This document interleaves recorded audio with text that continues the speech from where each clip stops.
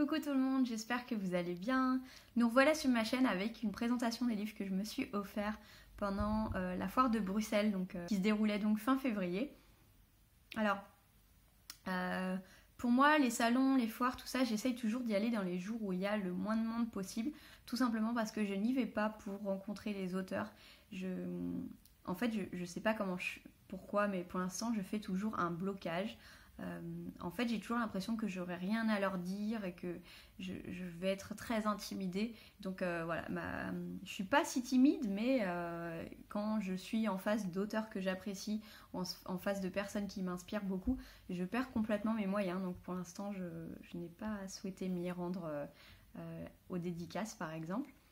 Donc ce que j'ai fait, c'est que j'étais invitée à l'inauguration grâce à une amie qui travaille chez Bayard Milan. Donc je te fais un coucou, Cyrielle, si tu me regardes.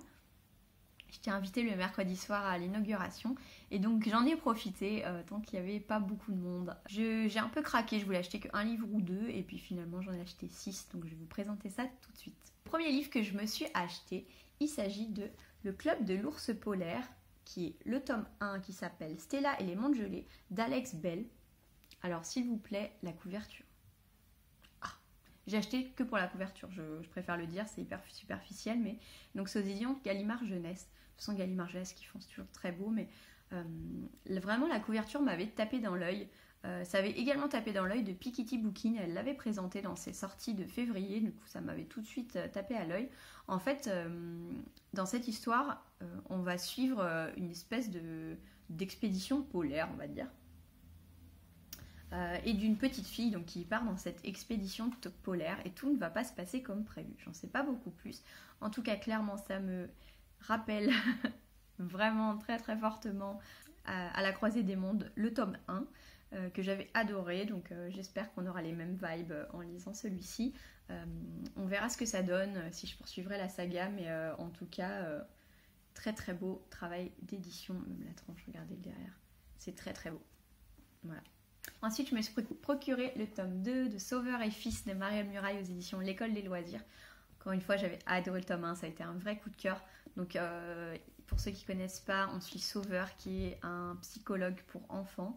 Donc, qui suit des enfants qui ont des passifs assez lourds, qui ont des problèmes, qui se scarifient, qui ont des addictions, qui vivent des choses pas faciles avec leur famille. Mais c'est un livre qui est très très drôle. Qui a une double lecture enfant-parent, très intéressante avec des thèmes très actuels. C'est une lecture que je vous recommande à 2000% et donc je me suis acheté le tome 2. J'ai hâte. Ensuite, je me suis procuré Marie et Bronia de Natacha Henry aux éditions Albin Michel. Donc c'est un livre que j'avais entendu parler sur la chaîne de la Griffe Noire Télé, donc par Gérard Collard. Gérard Collard que j'adore. Donc en fait, dans Marie et Bronia, on va suivre Marie Curie et sa sœur Bronia qui vivent en Pologne donc au début du XXe et qui, donc c'est une société, la Pologne début du siècle, début du XXe, c'est assez dur pour les femmes d'avoir accès à l'éducation, d'avoir aussi des idées féministes, d'avoir envie d'avoir une belle carrière. Et du coup, en fait, elles vont pactiser toutes les deux pour aller à l'université à la Sorbonne. Elles vont s'arranger, je ne sais pas comment, pour se financer leurs études les unes après les autres. Je ne sais pas si c'est... je pense qu'il y a énormément d'aspects biographiques, évidemment, dans cet ouvrage, mais ça reste une fiction. En tout cas, Marie, qui est devenue Marie Curie, que tout le monde connaît, qui est une des plus grandes scientifiques qu'on a connues, et Bronia, qui est assez peu connue, mais qui finalement l'est dans son domaine de prédilection, puisque c'est la première femme gynécologue. Donc, en tout cas, j'ai hâte de me plonger dedans. Il y a une trame de fond qui reste quand même que les femmes doivent étudier. Des notions évidemment qui me tiennent énormément à cœur, qu'elles doivent faire des études supérieures, qu'elles doivent faire une carrière. Et donc pour moi, ça fait vraiment écho à ce que j'ai envie d'entendre en ce moment. Et donc j'ai vraiment hâte de lire ce roman. Je me suis ensuite procuré le tome 2 des Sœurs Carmine qui s'appelle Belle de Gris, d'Ariel Holz aux éditions Naos. Donc ici en fait on va suivre la grande sœur. Donc dans le tome 1 on suivait Merivelle, ici on va suivre Tristabelle, donc, qui est la sœur la plus abjecte, on va dire. Elle est très très très très drôle. puisqu'elle s'en fout de tout le monde. Elle est extrêmement égoïste et égocentriste. La seule chose qui l'intéresse, c'est de monter en position sociale. Elle s'en fiche si elle marche sur les gens, elle est antipathique au possible, mais qu'est-ce qu'elle est drôle. Vraiment, j'ai hâte de m'y plonger et surtout, j'ai hâte de lire le tome 3 qui sera sur Dolorine, la petite sœur avec sa petite poupée maléfique qui est juste trop drôle. Voilà, donc j'ai hâte de m'y plonger. Je me suis également procuré Agathe Raisin, donc ici c'est la première enquête La Quiche Fatale de MC Beaton. Il y a déjà, je crois, presque 15 tomes qui sont sortis en anglais. En français, il n'y en a que 10.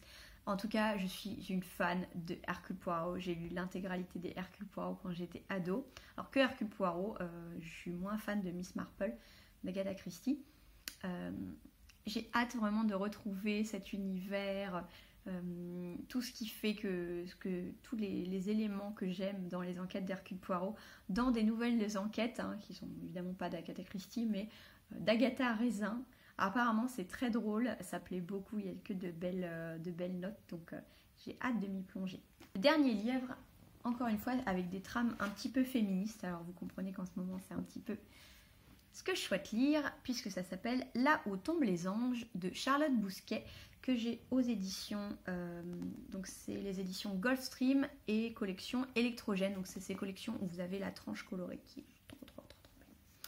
J'ai pas mal parlé avec l'éditeur qui était là sur le salon, que j'avais déjà vu l'année dernière, qui m'avait conseillé Les Outrepasseurs, et j'ai envie de dire merci de m'avoir conseillé Les Outrepasseurs.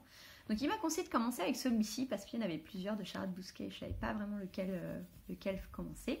Donc celui-ci, on est dans un roman historique puisqu'on suit Solange qui est une jeune femme et on va suivre un petit peu sa traversée, hein,